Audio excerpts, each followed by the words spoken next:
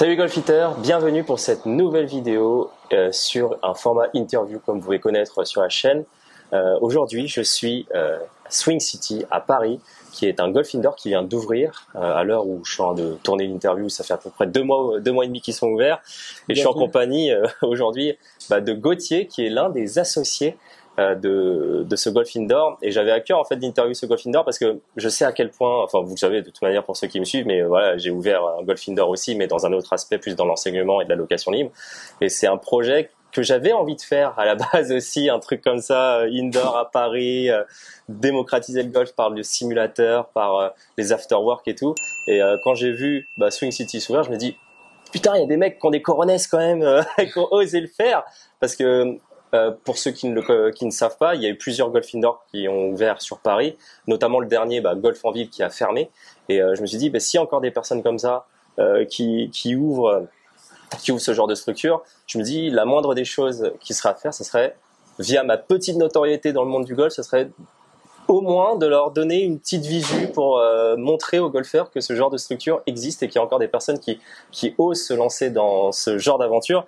Et pour moi, c'est vraiment important parce que le domaine de l'entrepreneuriat, c'est vraiment quelque chose qui m'intéresse. Et s'il y a des personnes comme vous qui se lancent, pour moi, ils méritent de réussir et j'ai envie de leur donner le maximum de chance. Ouais, c'est vraiment sympa. C'est vraiment sympa parce que tu dis petite notoriété, mais mine de rien, pour une structure en création. Ouais.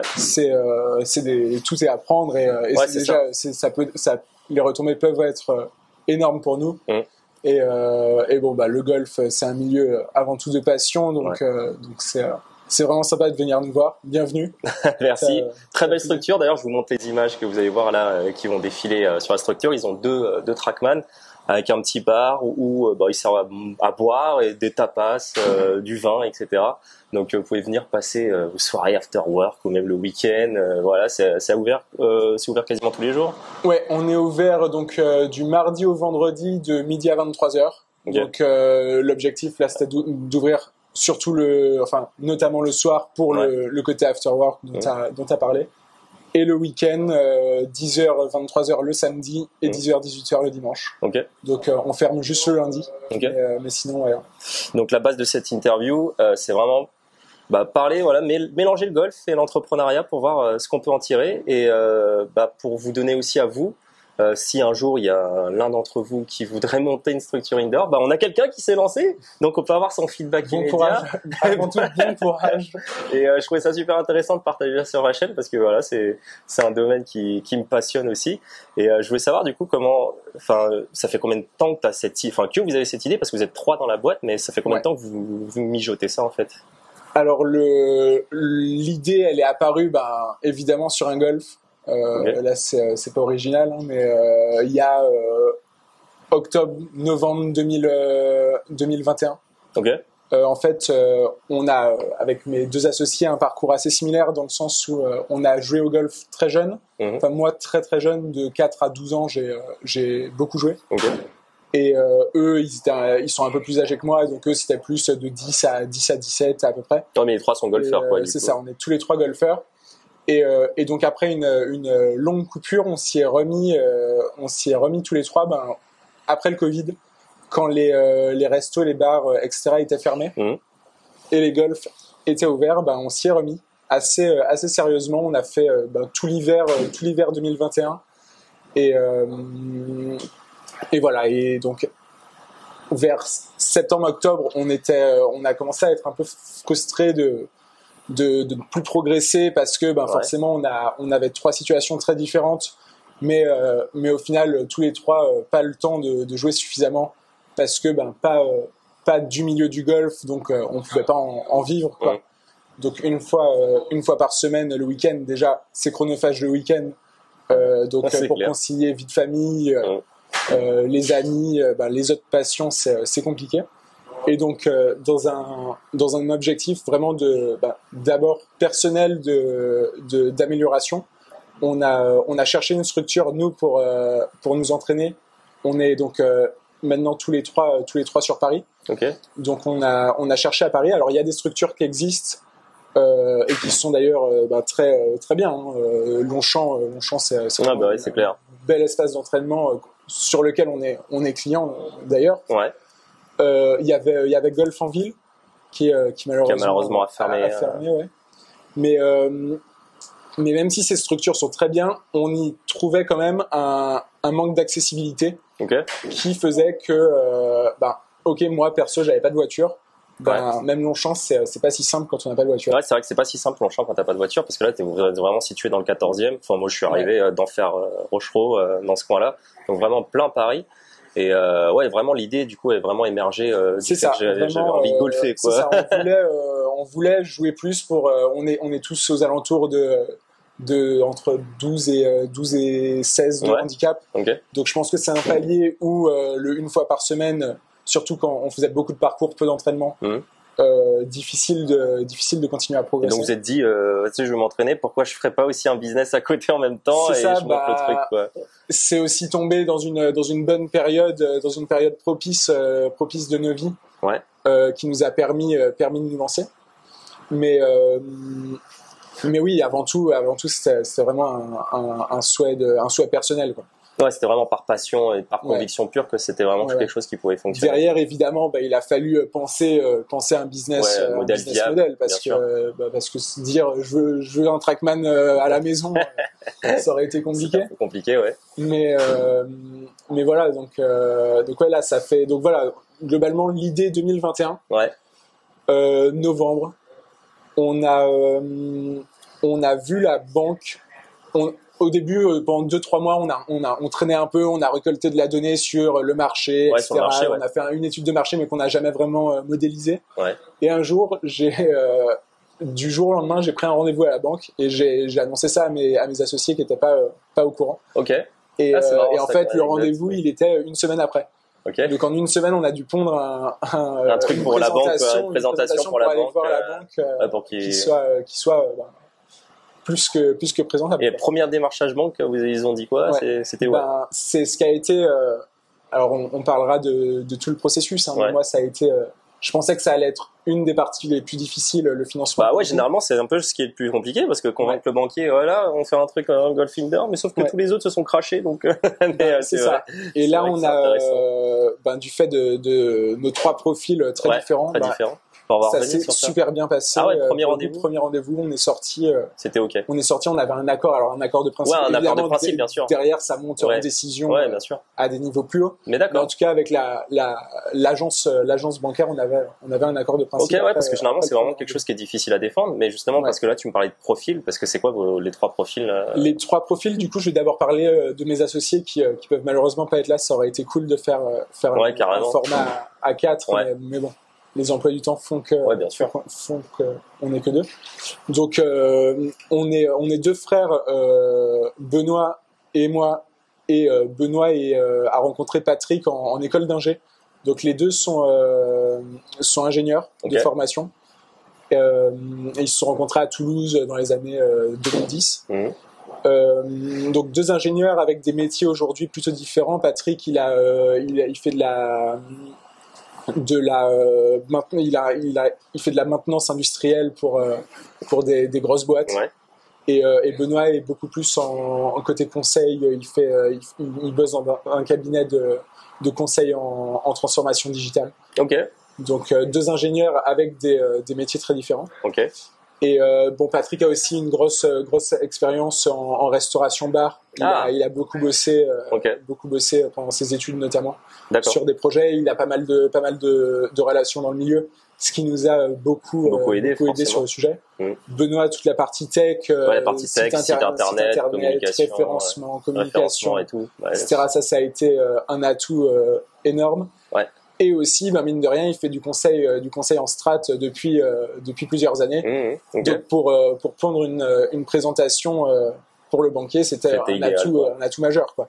Parce qu'on s'est retrouvé avec une présentation honnêtement faite par un consultant en stratégie de grands cabinets parisiens. Donc vraiment un niveau. C'était léché, quoi. C'est ça. On est arrivé avec quelque chose de vraiment propre. Donc voilà. Et moi, du coup, je viens de finir mes études. C'est ma première expérience pro. Enfin, j'ai fait une année de césure. J'ai fait un master en finance. D'accord.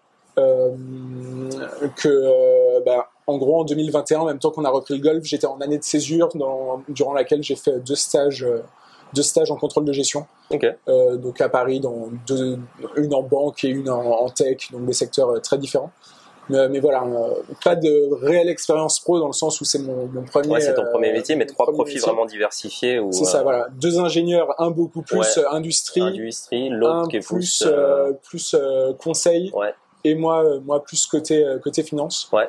Okay. Donc voilà, ça fait vraiment une équipe, et en plus avec le background de restauration de Patrick, ça fait vraiment une équipe qui était complète pour ce projet-là. Et donc voilà, la banque, au final, je pense en grande partie grâce à ça, parce que moi j'y serais allé tout seul. J'y serais allé tout seul, fin d'études. C'est clair. Okay, c'est bien Zéro expérience, rien. Allez, prêtez-moi. Ça aurait jamais rien donné, je pense. Donc, parce qu'en termes d'invest, ça revient à combien une structure comme ça? Alors c'est vraiment très variable. Ouais, bien sûr. Globalement, il faut compter évidemment tout le matériel qui est en majorité les simulateurs, la partie restauration. Donc ça déjà en fonction de la taille de la structure qu'on veut créer, ça varie complètement. Mais en fait, le plus gros poste de dépense, ça va être le loyer et le local commercial. Ouais, forcément. Parce que à Paris notamment, moi je parle donc pour Paris en l'occurrence. Les bailleurs demandent des garanties énormes, et là c'est difficile à financer parce que les banques, c'est pas des choses qu'elles financent très facilement. Donc globalement, faut compter plusieurs centaines de milliers d'euros en fonction de la taille de la structure, de l'emplacement, du montant du loyer pur. Je pense qu'on peut être de 250 à 700, 800 000 euros facilement. Ouais. C'est ce que j'avais imaginé pour une structure à peu près comme ça. Enfin, moi, je connais pas les chiffres, mais j'avais projeté sur une structure bar plus 2 simulateurs comme ça, comment vous avez emménagé les choses avec les images que vous pouvez voir, sur un budget entre 250 et 350 K. Ouais, nous évidemment, on en parlera plus tard, mais le local, on n'est pas dans une rue très les plus prisées de Paris. Oui, c'est pas les plus prisées de Paris, bien sûr. Donc on a pas mal, on a réussi à contenir à ce niveau-là. Donc évidemment, dans la fourchette que j'ai donnée, on est vraiment dans le bas de cette fourchette. Ouais. Mais ouais, c'est ça, entre 200 et 500, on y est, quoi. Parce que moi, comme je te disais en off, j'avais projet de lancer ça, mais c'était vraiment le coût, en termes de loyer. Quand je regardais ce qui se passait à Paris, je me suis dit, waouh, en termes d'amplitude horaire, va falloir bosser, va falloir ramener du monde, ça va être compliqué. Tu t'es pas trompé, hein. C'est vraiment enfin, moi aujourd'hui, si on parle, si cette vidéo, elle a une vocation à donner vraiment l'envie de le faire à d'autres. Le point névralgique pour moi aujourd'hui, c'est l'immobilier. C'est l'immo, quoi. L'immobilier, c'est bon, financer un projet, ça se fait, ça se défend. Ça se défend, mais l'immobilier, en fait, on n'est plus en fait dans le milieu du golf, on est dans le milieu du business parisien. Ouais, clairement. Donc tout de suite, c'est une autre dimension. Sur alors déjà, il y a les contraintes techniques qu'apportent les simulateurs. Ouais. Parce qu'il faut 3 mètres suite, 3 mètres de sur le plafond. Sur Paris, c'est compliqué. Ouais, c'est pas standard du tout. Ouais. Paris, on est plus 2,60, 2,80. Ouais. Donc ça déjà, ça m'a éliminé 80% du marché. Que je recevais les dossiers, je regardais les plans, et je disais c'est bon, c'est mort, on y va pas. C'était 80% du marché. T'as visité combien de locales avant de pas tant que ça, parce qu'au final j'éliminais beaucoup sur dossiers. Des dossiers, j'en ai vu 200, je pense. Ah ouais, d'accord. Et des visites, j'ai dû en faire une 50aine.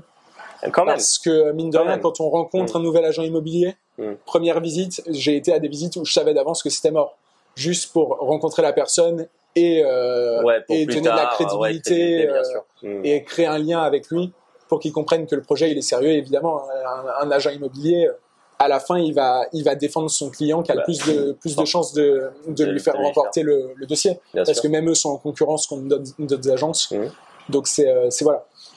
Une fois qu'on enlève toutes les contraintes techniques qu'apporte la solution de simulateur, là on se retrouve, comme je disais, dans la cour du business parisien, dans le sens où en face, certes on a déposé notre dossier, mais en face il y a des boîtes qui peuvent avoir 20 ans d'expérience, 200 millions de chiffre d'affaires, et voilà, donc on se retrouve en concurrence avec ces personnes-là, alors pas que, mais en partie.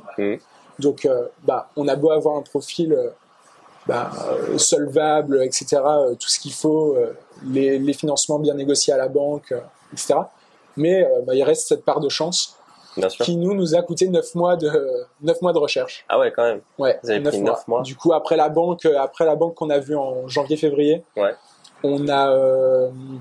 J'ai commencé les recherches dans la foulée, mars à peu près. Ok. Et on a signé j'ai eu la proposition pour ici en décembre, je pense. Ok. Et on a signé en janvier. Les travaux, combien de temps à peu près pour... Travaux, on a été très rapide, on a pris 2 mois et demi. Ah oui. Et c'est rapide, ça. je vais essayer de t'envoyer quelques photos des avant-après. Ouais, carrément. Qui sont ouais. assez C'est impressionnants. intéressant de l'intégrer On a tout refait. En 2 mois et demi, on a tout refait. Ouais, parce que Pour franchement, le là, coup, c'est bien foutu hein, au niveau de la structure. Ouais, c'est cool. On est très satisfait. Pour les travaux, j'imagine que dans beaucoup de projets, c'est un point crucial Ouais, parce que ça peut vite tourner au cauchemar, Ouais. etc. C'est clair. Bon, moi, de mon expérience, alors j'ai eu la chance d'être très bien accompagné par un maître d'œuvre qui a très bien suivi le projet, Ouais. etc., que je connaissais en plus, donc relation de confiance, etc. Parfait. Et on est tombé sur un local relativement sain, pas la grosse surprise qui nous Ouais, rajoute, c'est ça, la moisissure ou des trucs comme ça. des lignes pas possibles au budget de base, etc. Vous n'avez pas trop débordé en termes de budget, ça va par rapport au Sur les travaux un petit peu, mais un peu plus. Je pense qu'on est largement dans la moyenne de toute boîte qui fait des travaux pour lancer un projet. Il y a forcément de l'incertitude. Bien sûr, on ne peut pas être sûr de toute manière. Au global, sur les investissements globaux, c'est une bonne question. Est-ce qu'on a débordé? Non, quasiment pas. Quasiment pas. Vous avez bien chiffré le truc. Ouais, on avait plutôt bien chiffré. Ça, c'est plutôt simple à faire, hein, finalement. Même si les gens veulent des chiffres précis, pour le coup, il y a toutes les sociétés. Leurs prix, ils sont faciles à avoir dans un sens. Les loyers, pareil, un tour sur un site, site d'annonce et on trouve tous les chiffres très très facilement. Et Swing City, ça t'est venu comment ce nom alors Le nom, c'est Patrick qui a eu l'idée en référence au film Cincinnati. Ah, okay. Et on trouvait que c'était complètement en décalage avec le golf. Ouais, carrément, ouais, c'était complètement décalé, mais c'est ça, c'est complètement décalage. J'avais pas vu le truc, mais ok. Ouais. Et au début, on était parti sur quelque chose de beaucoup moins. Vous aviez quoi d'autre décalé, on était sur Golf-in Paris. En plus, j'ai appris que ça a existé il y a quelques années, il y a une dizaine d'années. Ouais, il y a eu une structure qui s'appelait Golf-in Paris. D'accord. Donc on était sur ça. Bon, ça faisait discorde entre nous, mais vous imaginez, entre des ingénieurs et un financier, on n'est pas les plus grands créatifs de la planète. Donc ça a été long. Et en fait, peu de mois avant le lancement, ça a été, on a trouvé Swing City, qu'on a trouvé cool en décalage. Pareil sur la charte graphique, on est parti, on a une variation de couleurs assez funky, qui est plutôt en décalage, qui commence à se faire avec certaines marques modernes. Mais on trouve ça cool l'idée de dépoussiérer un peu carrément. C'est clair truc. Que ça fait on est jeune. Ouais, c'est ça fait jeune parce que par rapport à ça, justement, au niveau de ta profil clientèle, parce que le golf en moyenne, la Fédération française de golf a publié les stats. Moyenne d'âge au golf, c'est 52 ans. Vous constatez quoi en termes de clientèle ici sur une structure comme ça? C'est largement inférieur. Pour le coup, notre cœur de cible, il est un peu au-delà de 25, je dirais entre 25 et 30, je dirais 28, jusqu'à 40-45. Ça, c'est vraiment 80% de notre clientèle. Ah ouais, ok. Ouais, en fait, vous touchez absolument pas la moyenne que ce que représente la Fédération française de golf au final. Bien sûr. Étonnamment, j'ai mon doyen, je crois qu'il a 85 ans. Okay. Donc mine de rien, il y en a toujours. Mine de rien, il y en a que la technologie ne freine pas. Ouais. Et les plus jeunes, c'est des étudiants, donc entre 18 et 25. Mais en dessous, il y a des gens qui viennent en famille évidemment, donc avec les enfants. Mais ça reste marginal. Ouais, donc tu touches plutôt quand même une clientèle assez jeune ici. Et tu me disais aussi en off, c'était beaucoup d'étrangers. Chose que j'aurais pas pensé, tu vois. Écoute, toucher des étrangers comme ça. Quand on a fait le business plan et qu'on a imaginé nos cibles de clientèle possible. Vous n'avez jamais parlé d'étrangers. On n'a pas parlé d'étrangers, ouais. Et en fait, on se rend compte, on est à Montparnasse, à 5 minutes de Montparnasse. On est à 5 minutes dans ma côté, ouais. Donc Paris, forcément, le tourisme, on a beau dire ce qu'on veut, même s'il y a certaines années un peu moins bonnes, il est toujours énorme. Et je pense que ça, pour nous, c'est vraiment une chance. Carrément. purement pour on tourne pendant à l'arrivée de l'été, purement pour une période comme ça où les Parisiens, etc., ont plus tendance à partir de Paris. Bah nous on se retrouve avec. Parce que tu as senti une baisse forcément, je pense, depuis que tu as ouvert, parce que vous avez ouvert quand du coup c'était en. On a ouvert le 15 avril. 15 avril. Et après, ça fonctionnait super bien au début. Ouais, on fait 30 premiers jours vraiment top, au-delà de ce qu'on espère. Et à partir de fin mai, début juin, là, on sent vraiment un ralentissement. Ouais, que ça commence à ralentir, ouais. Et là, sur juin, les étrangers, mine de rien, ça doit être 40% de notre clientèle. C'est énorme. Ce qui est énorme, parce que moi, je l'ai constaté aussi, c'est que sur ma structure indoor, les locations libres, ça fonctionnait du tonnerre quand il faisait froid. Ouais. Et dès le beau temps, c'est logique, hein. Ça s'est arrêté direct. On peut pas blâmer les gens. Non, c'est clair, mais c'est vrai que on sent vraiment qu'il y a une saisonnalité dans les structures indoor où l'hiver c'est fait pour effectivement aller sur simulateur et que l'été c'est fait apparemment pour aller sur le parcours, ce que je comprends tout à fait en tant que golfeur, bien entendu. Et mais au niveau de la com, vous communiquez comment vous avez fait comment en fait dès le début pour faire connaître Swing City ça s'est passé comment? Très classique pour l'instant. Au vu de la période à laquelle on a ouvert justement l'été, on n'a pas encore lancé de campagne de com très forte. Alors on est évidemment sur tous les réseaux. Sur Insta, que je vous mets le lien d'ailleurs. Parce que moi je vous ai découvert, mais je sais même pas comment. Je crois que c'était sur Insta. J'étais en train de scroll. Je scroll et je tombe sur ça et je me dis quoi ce truc juste après que j'ai ouvert, je fais il y a un autre truc qui s'ouvre à Paris, c'est super et tout. Donc quand je suis vu la structure, je suis putain c'est cool hein, franchement sympa. C'est ça, c'était donc du coup en fait Insta beaucoup, LinkedIn qui marche pas mal parce qu'on en parlera aussi, mais on fait un peu d'entreprise, de l'événementiel d'entreprise qui marche très bien. On fait du Google Ads là typiquement pour les étrangers. C'est là où ils vous trouvent en fait. C'est là qu'ils nous trouvent. Un bon référencement sur Google Maps. Aujourd'hui, on a réussi à bien faire une belle fiche qui sort plutôt bien quand on cherche sur Google Maps du golf. Du golf indoor Paris. Ouais, même du golf, on sort plutôt bien sur Google Maps. Ok, c'est cool. Alors sur Google, du golf, c'est plus difficile de monter dans le référencement. Donc là, on fait de l'ad pour sortir. Ce qui nous ramène, je pense, beaucoup d'étrangers. Mais tu disais LinkedIn, mais du coup c'est marrant, c'est parce que vous captez toute la clientèle entreprise via LinkedIn du coup. En partie. J'ai pas mal de contacts et d'ailleurs beaucoup de personnes du milieu du golf sur LinkedIn qui me contactent en découvrant via LinkedIn. C'est marrant parce que c'est le genre de réseau où tu te dis jamais tu vas faire un truc dans le golf, communiquer via LinkedIn, quoi. C'est vraiment pas le réseau. Honnêtement, c'est puissant comme réseau, je trouve, en termes d'impression. Alors après, évidemment, qu'est-ce que représente une impression et comment ça convertit. Comment ça convertit derrière. Ça, on n'a pas les stats précises de LinkedIn. Exactement. Ouais. Mais en tout cas, on fait avec beaucoup moins d'abonnés, on fait plus d'impressions que sur Insta. Que sur Insta, où c'est beaucoup plus dur, effectivement, de faire de l'organique, quoi. Ouais, bien sûr. Ok. Et non, donc voilà, principalement réseaux sociaux. On a fait une campagne dans Sortir à Paris, qui est un média très activité parisienne, un peu décalé, un peu tout ce qui est escape game, tous les concepts un peu modernes, lancer d'âge, etc. Ils s'y mettent. Ça nous a ramené à court terme pas mal de néophytes complets.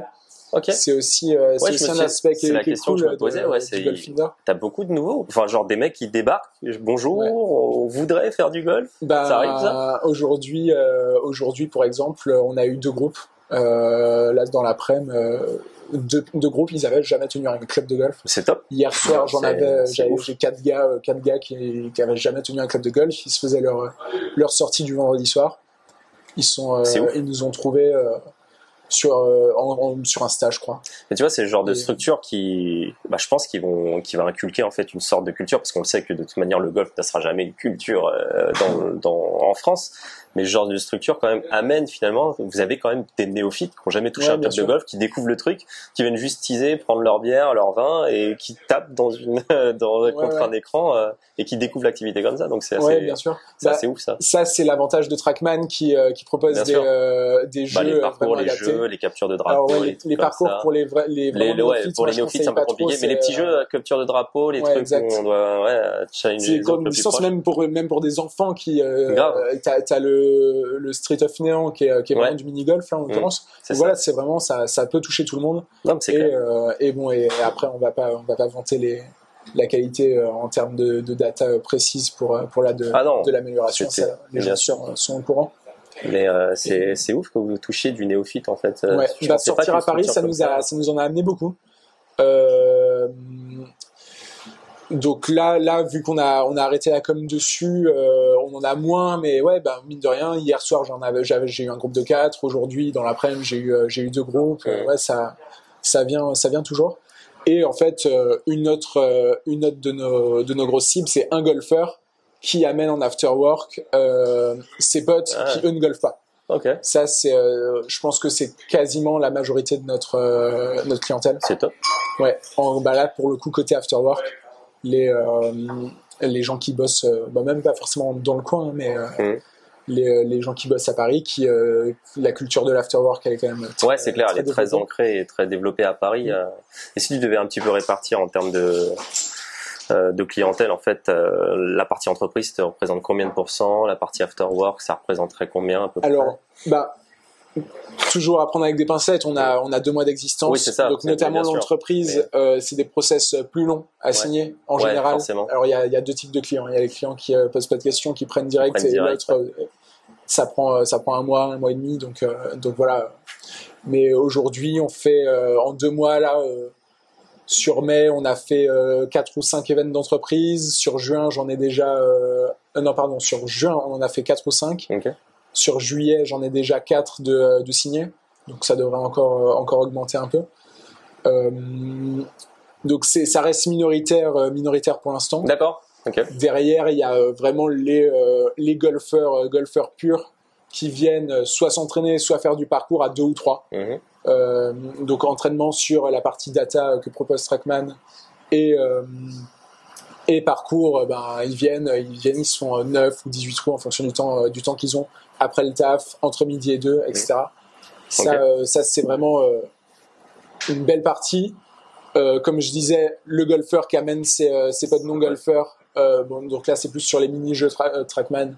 Ça c'est une belle partie. Ces deux-là, on peut dire, on est quasiment à... Elles font à L2 80%, je pense, quasiment du chiffre. Okay. Sans compter l'entreprise. L'entreprise, c'est pour l'instant un peu difficile à analyser.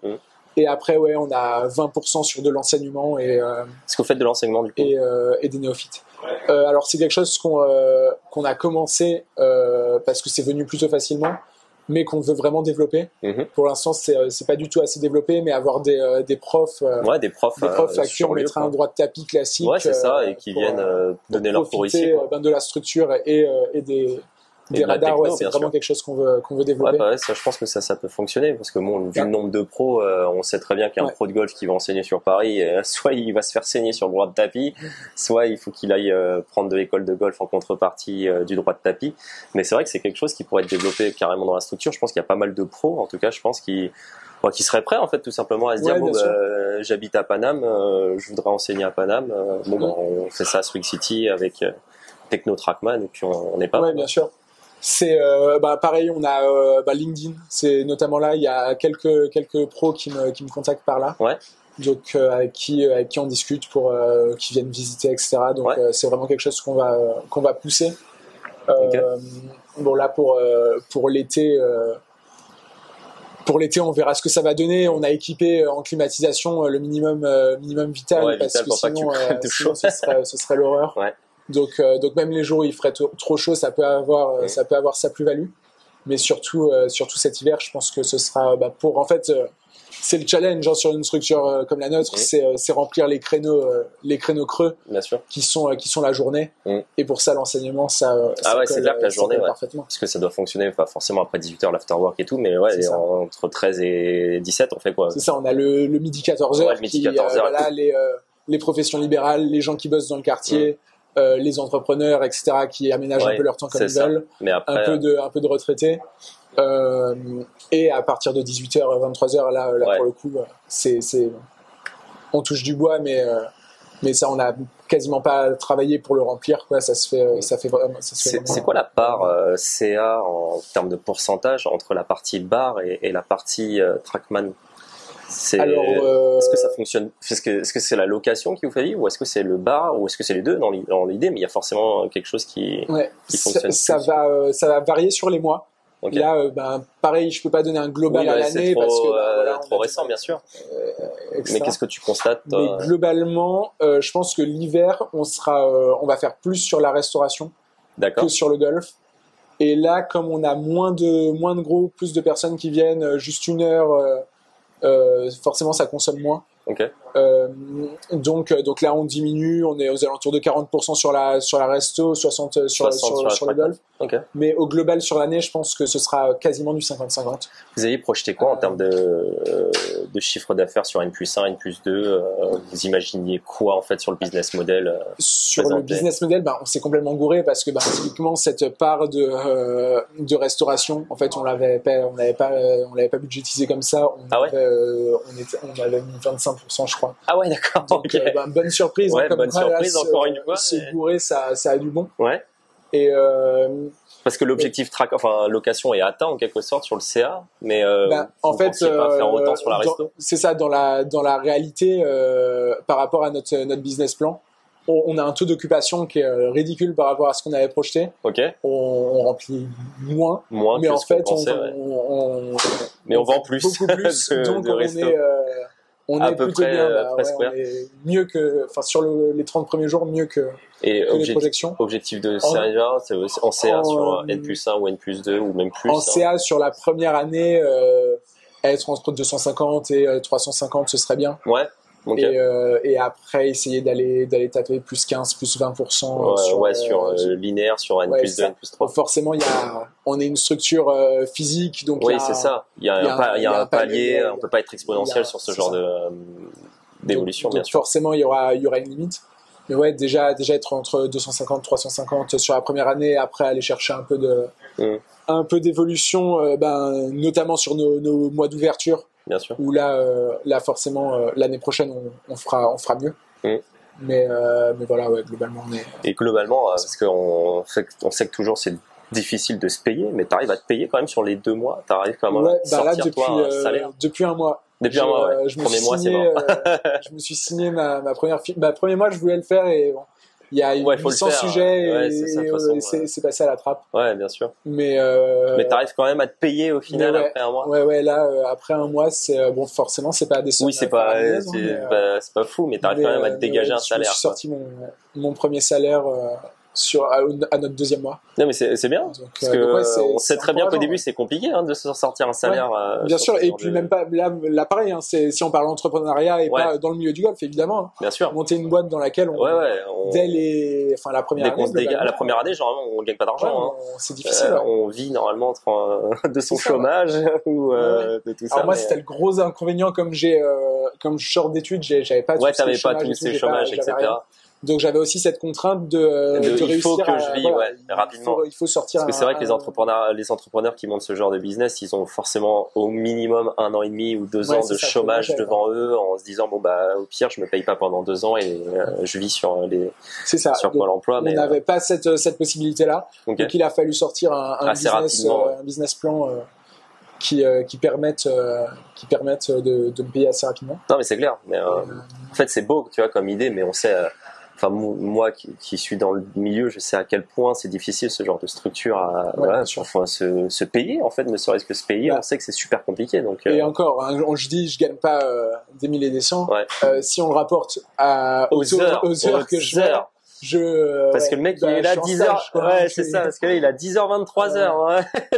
Globalement on a 70 heures d'ouverture par semaine. Et toi tu fais combien à peu près? Mes associés me prennent 5 heures sur ça quoi. Un soir de temps en temps. Ah ouais. Donc je fais d'ouverture entre 65 et 75 heures. Ok.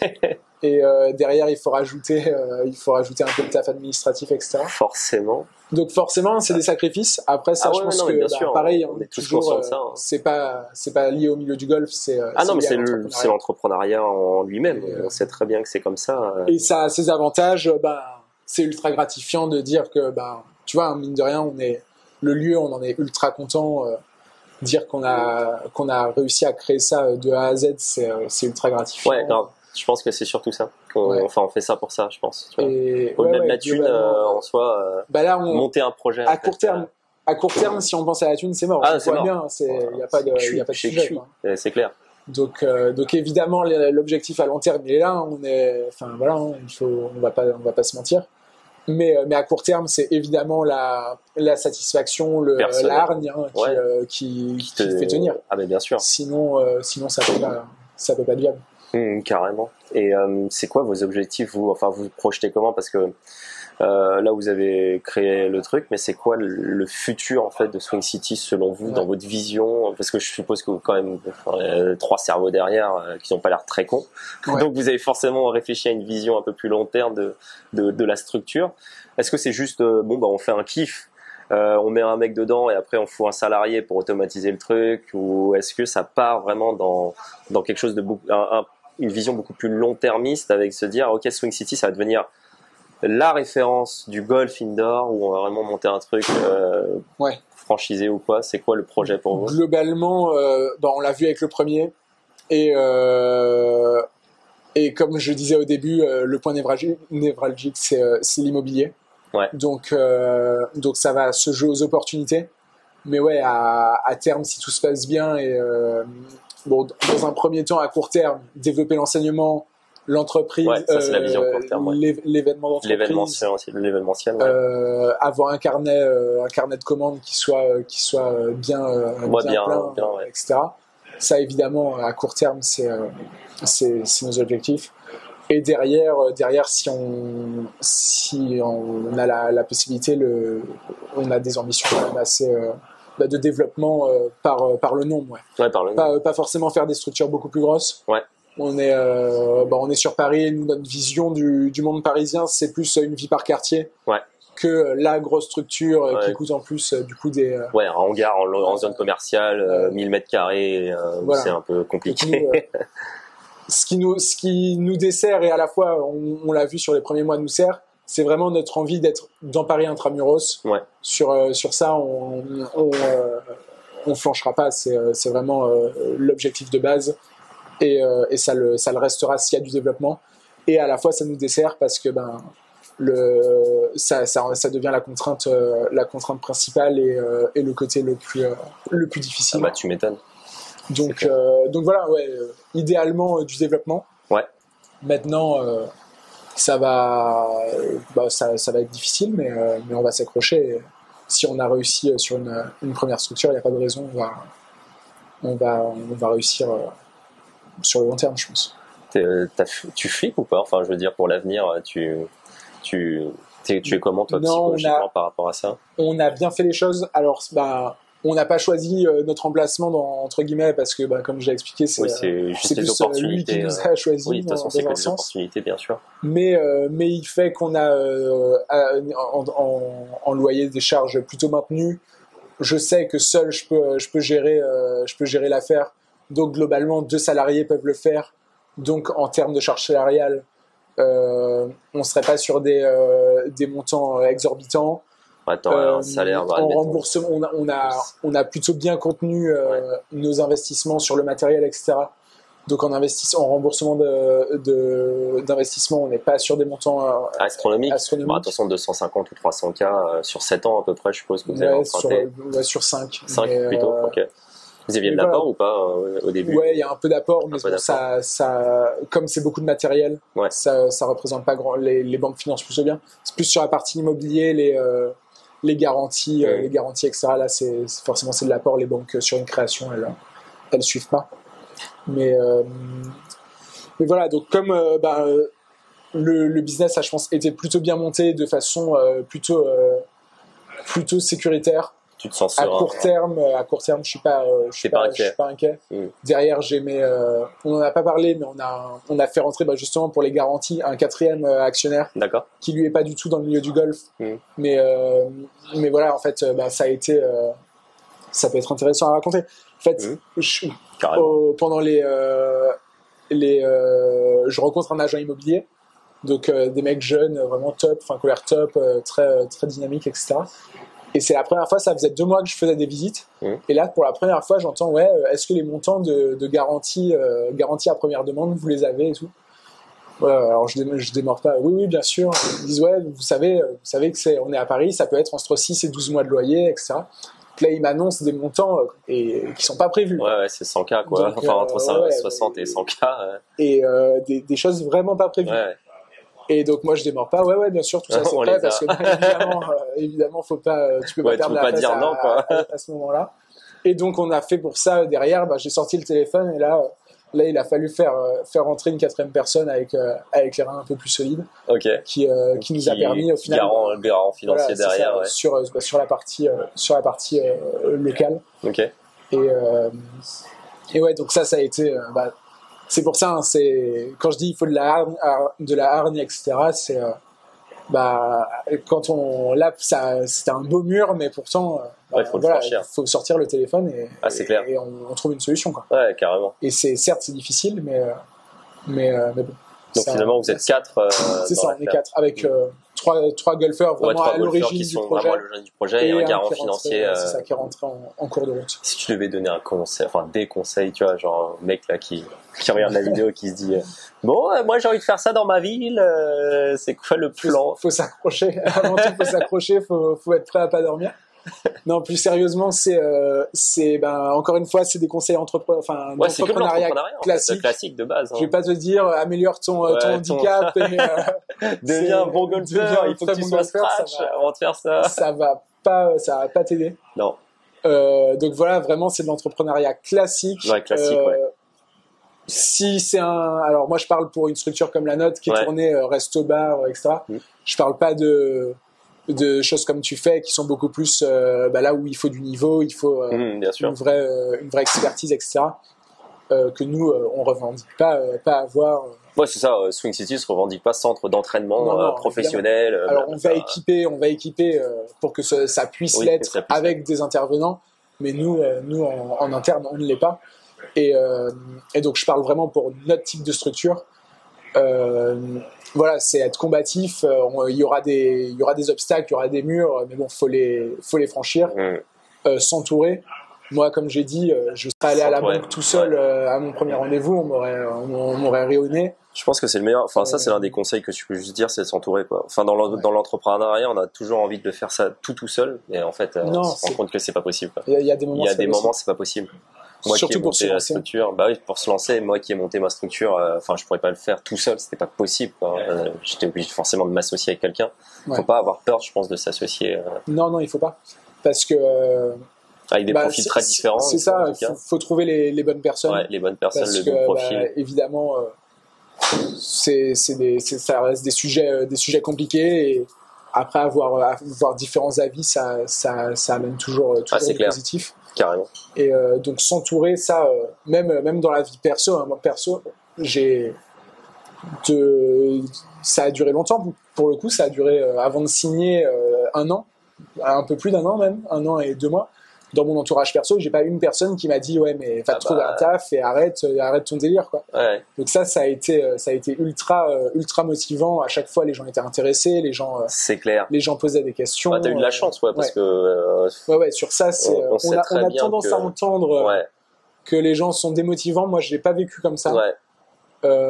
Heureusement, parce que ça aurait sans doute changé mon état d'esprit et rendu la chose plus compliquée. Après, les gens ils veulent nous préserver. Enfin, moi, j'ai pas une famille non plus. Enfin, c'est une famille d'entrepreneurs aussi de mon côté. Donc, on m'a toujours encouragé dans ce milieu-là. Mais je sais que, j'ai beaucoup de retours de potes qui sont entrepreneurs aussi et qui, leur milieu personnel les dessert parce que, en fait, ils les desserrent par peur de voir leur enfant ou leur ami échouer. Donc c'est plus dans un instinct de préservation. Ils leur veulent du bien, mais ça fait pas du bien quand t'es entrepreneur, en fait. Ça, t'as pas envie de ça, quoi. En fait, on a déjà tellement de doutes. On a déjà tellement de doutes sur notre projet personnel. C'est ça. C'est toute la journée. Exactement. Donc si on se rajoute ceux des autres, c'est une tannée, quoi. C'est clair. C'est pas possible. Non, mais c'est bien de s'être entouré personnellement, d'avoir des personnes qui te motivent derrière. Et donc voilà, l'entourage. Travailler, c'est bateau, hein, mais travailler sans compter, avoir le truc carré au possible, hein, quand on va en rendez-vous, avoir réponse à toutes les questions. Pareil, un investisseur qui rentre, c'est pas parce que surtout nous on en a un qui est pas dans le golf et qui a un parcours assez impressionnant.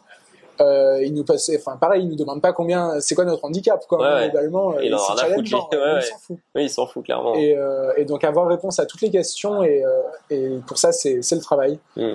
Et voilà, globalement de l'entrepreneuriat classique. Ouais, c'est ça.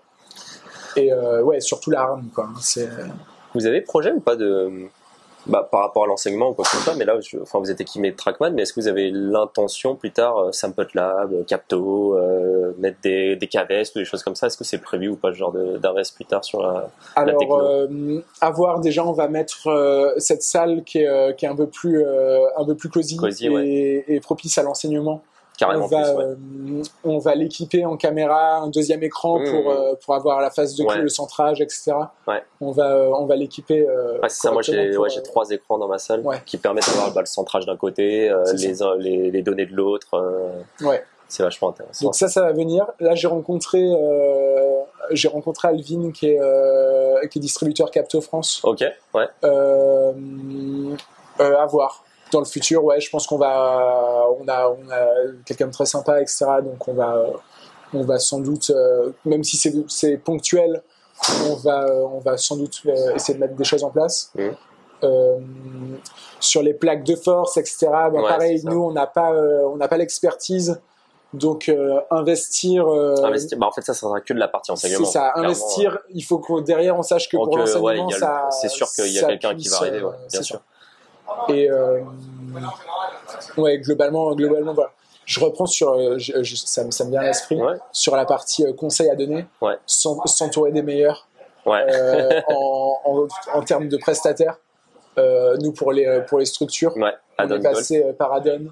Alors je fais une petite pub gratos pour Adon Golf d'ailleurs, si ça vous intéresse. C'est une boîte en fait qui est spécialisée dans le montage de structures indoor, tout simplement. Donc ils ont une expertise dans le simulateur de golf. Ce que vous voulez, chez vous. Vous voulez faire un truc, vous avez tant de mètres carrés, ils viennent et ils vous disent on peut faire ci, on peut faire ça avec telle techno, on peut faire ci et on peut faire un truc. Au carré, c'est du sur-mesure pur et donc très pro. S'entourer des... amène le radar. Et derrière, Adon, ils nous ont posé toute la structure, du projecteur à la toile, au sol. Ils se chargent de tout. Et donc, Trackman, pareil, je pense qu'aujourd'hui, dans nos types de structures, je parle pas de partie enseignement, ça, j'y connais pas assez. Il n'y a pas mieux. Il y a pas mieux. Trackman, le meilleur. Adon, pour moi, en France, pas de doute. Là, on a quelques soucis sur des défauts de fabrication. On a rendez-vous déjà dans une semaine. Ils viennent tout nous changer. C'est du SAV. Voilà. Donc ça, sur ça, faut pas lésigner. Parce que alors peut-être que les devis sont un peu plus élevés au début, évidemment. Hein. Toi, grand respect. Je sais que tu as fait ta cage tout seul.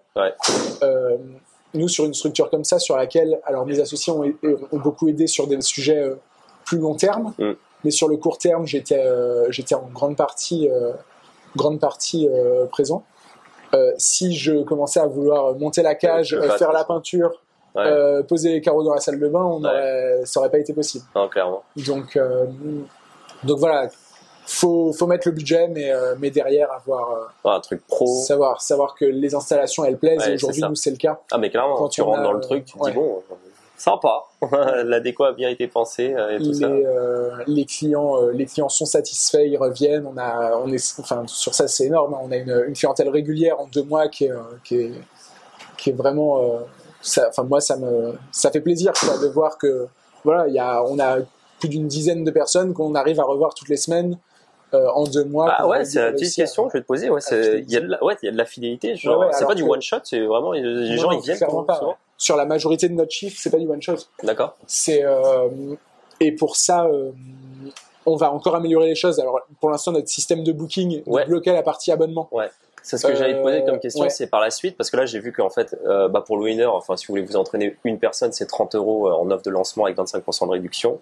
Est-ce que tu as projet de lancer un système d'abonnement Bien sûr. On était bloqué pour l'instant par notre système de booking qui prenait pas ça en charge. Là, j'ai eu rendez-vous cette semaine. On va passer sur une autre solution. qui là prend tout en charge, les abonnements sous toutes les formes, les codes promo, tout, on va pouvoir vraiment développer ça. Et en termes justement d'abonnement, tu proposerais, ce serait quoi en fait les contraintes, parce que tu vas pas, enfin, va falloir forcément limiter le nombre d'heures par jour, parce que le mec il va saigner toute la journée. Donc c'est quoi la forme? Alors rien n'est encore acté, bien sûr, mais pour l'instant c'est de la réflexion. Moi je pense que businessment parlant, il faut nous libérer les soirs. Des personnes qui viendraient s'entraîner tout seuls, eux, les mettre la journée pour favoriser les groupes le soir. Le soir, forcément. Et donc, globalement, on fera, je pense, un midi 18h, 1 heure par jour ou 1h30 par jour pour des tarifs relativement contenus, en dessous de 100 € par mois. En dessous de 100 € par mois. Voilà, accès tous les jours, au moins 1 heure. Voilà. De midi à 18h, parce que évidemment si demain on a toutes nos soirées prises par des abonnés, c'est mort quoi. Là, évidemment c'est pas viable, c'est clair. Donc non, ça peut être justement une solution gagnant-gagnant, dans le sens où pour ceux qui viennent plus de 2-3 fois par mois et qui peuvent se dégager la journée, ils gagneront. Et nous, ça nous libérera le soir, où là, on pourra avoir en plus, c'est sur les créneaux, en fait, qui vous intéresse à remplir. Au final, on sait que c'est les heures creuses, 13-18, donc. C'est ça, tout à fait. Ça serait vraiment top, en fait. Ouais, donc ça va venir assez rapidement, là. C'est une question de courte semaine, quoi. Donc voilà, ça fait 2 mois, on a tout à développer, il y a tout à faire, on est dans un milieu, qui est ultra varié, la partie technique, la partie amusement, enfin il y a la partie entreprise, il y a des milliers de choses à faire, et c'est ce qui est intéressant aussi. Il y a pas 2 sujets qui se ressemblent, et pour moi qui rentre dans la vie active, ça force à être stimulé, quoi. Il faut rester alerte, quoi. Moi j'ai fini avec mes questions. Est-ce que toi tu as envie d'aborder des choses en fait qui te tiennent à cœur à propos de la structure, ou des choses que tu as envie de dire qu'on n'aurait pas abordées? Alors je réfléchis, je suis pas très fort pour ça.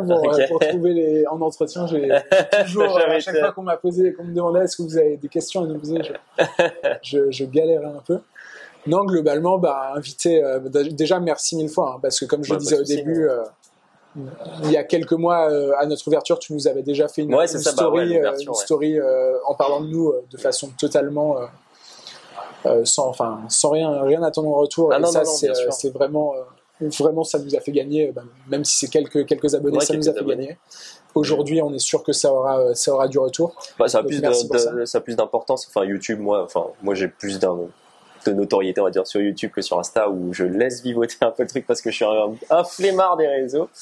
Mais franchement, je vous ai contacté vraiment sans arrière-pensée de me dire on pourrait faire un truc ou quoi que ce soit. C'est vraiment de dire j'avais l'intime envie de faire ça depuis de nombreuses années. On rêve tous de plusieurs projets, on a plein de projets en tête. Moi, c'est quelque chose qui m'avait toujours botté. Et quand je me dis, putain, il y a des mecs qui l'ont fait, ils sont jeunes, ils sont dans une dynamique de vouloir faire ça, faut les aider, quoi. C'est juste ça. C'est pas la mentalité que tout le monde aurait eu. Non, c'est sûr. Merci 1000 fois. Mais moi, j'ai eu du mal à commencer au début, et je me dis, faut aider les personnes faut les aider, quoi. Ouais, c'est clair. Et globalement, inviter tes abonnés à venir voir par eux-mêmes. Grave. Franchement, ceux qui habitent sur Paris, vous devez être pas mal. Si vous voulez découvrir la structure que vous n'avez peut-être pas encore entendu parler, mais pour les golfeurs, en tout cas ceux qui regardent beaucoup Insta, vous êtes forcément tombés dessus. Mais en tout cas, ceux qui regardent cette interview, je vous invite à venir essayer cette structure. Pas forcément la mienne, moi je m'en fiche. Je suis pour l'ouverture, la concurrence, etc. Je suis 100% pour. Je vous invite même pas sur ma structure, qui est alors à côté. On n'est pas très loin l'un de l'autre. Moi je suis à Igny dans le 91, là on est à Paris Centre.